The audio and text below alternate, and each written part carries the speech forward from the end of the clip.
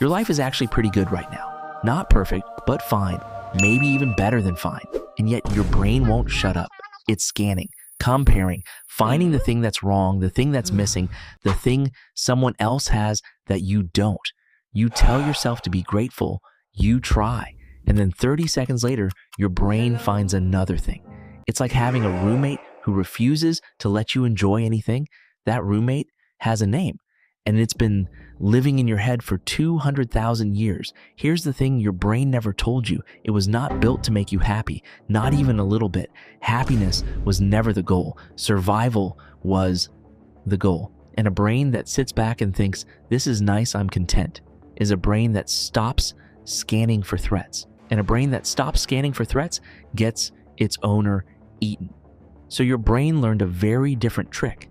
It learned to always find the problem, always find the gap, always find the reason this isn't quite enough yet. Not because something is wrong with you, because that exact quality kept every single one of your ancestors alive long enough to have kids. You are descended from the world's most anxious, most dissatisfied, most impossible to please humans. Congratulations. That's why you're here. Let's talk about the comparison thing first, because this one is personal. Your brain has a built-in comparison engine, always running, always measuring. In the ancient world, it compared you to maybe 150 people, your whole tribe. That was the entire scope of human social reality. You knew everyone. You saw them every day. The comparisons were real and grounded and manageable.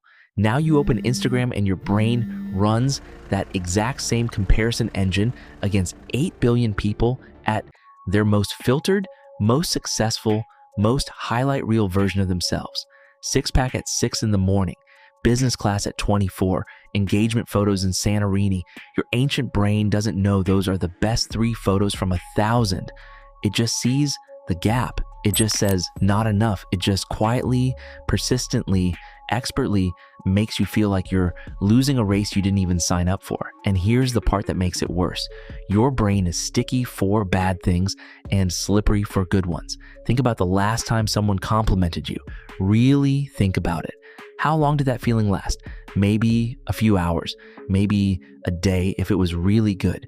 Now think about the last time someone said something slightly critical. How long did that stick around? Exactly. Your brain holds on to negative experiences like Velcro and lets positive ones slide off like Teflon. This is not bad luck. This is the same survival system that kept your ancestors alive. A threat missed could mean death. A compliment missed just means someone liked your outfit and you didn't hear them. Not equal, never equal. Your brain has always known that. Now let's talk about the wanting, because this one runs deep. You want something. You get it, and within about 2 weeks, your brain has completely absorbed it into the background of your life, and it is already pointing at the next thing. The promotion, the apartment, the relationship, the number on the scale, the follower count.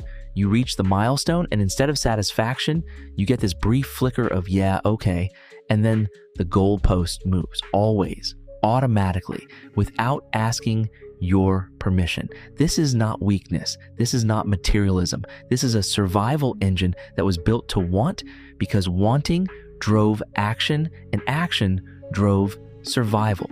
The ancient human who felt deeply satisfied after one good hunt was the ancient human who didn't prepare for winter. Dissatisfaction was the engine. Wanting more was the point. It worked perfectly for 200,000 years. And now you're lying awake at 2 a.m. wondering why getting everything you wanted still doesn't feel like enough. And then there's the worry, the catastrophizing, the lying in bed at night, running through every possible way tomorrow could go wrong. Your brain does this because in the ancient world, this was the most useful thing it could do. Predict the threat before the threat arrived. Play out every worst-case scenario so you're ready for it. The ancestor who assumed everything would be fine and didn't plan for danger was sometimes the ancestor who didn't make it to the next morning. So your brain got very good at imagining disaster. It practices it constantly It runs simulations of everything that could go wrong. And now instead of planning for predators, it's lying awake at 2 a.m. catastrophizing about an email you sent at work, a conversation that might have come across wrong, and whether that weird thing you said 5 years ago at a party is something people still think about. They don't, by the way. They're doing the same thing about their own stuff. So what do you do with all of this? Here's the honest answer. You can't turn it off. The comparison engine doesn't have an off switch. The wanting machine doesn't have a satisfaction setting. The worry spiral doesn't have a lid. But here's what you can do. You can see it for what it is. When your brain starts comparing you to someone's highlight reel, you can notice it and name it. There goes the comparison engine doing its job. When the wanting starts again after you reach the thing you wanted, you can recognize it as the ancient system doing what it was built to do, not evidence that your life is lacking. When the worry spiral starts at midnight, you can remember that your brain is not predicting the future. It is running a survival program that is 200,000 years old and has absolutely no idea you're lying in a warm bed in the 21st century with no predators in the building. You are not broken.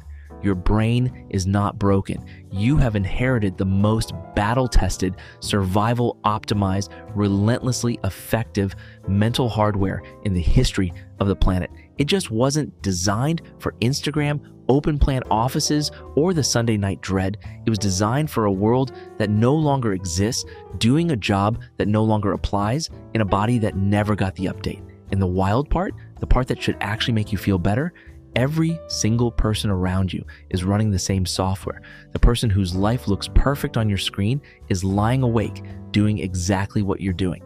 The comparison engine is pointing at someone else. The wanting machine has already moved the goalpost. The worry spiral has already found its 2 a.m. subject. Nobody got the update. We're all just ancient brains in modern bodies trying to figure out why the world feels slightly too fast and slightly too loud and slightly too much. Your brain won't let you be permanently happy because it was never supposed to. It was supposed to keep you alive. And for 200,000 years, against all odds, it did exactly that. So the next time it finds the gap, the problem, the thing that isn't quite enough yet, maybe instead of fighting it, you just nod at it. Your brain is doing the only thing it ever learned to do. It's just doing it in a world that moved on without it. If that hit somewhere real, drop a comment below. What does your brain not let you enjoy?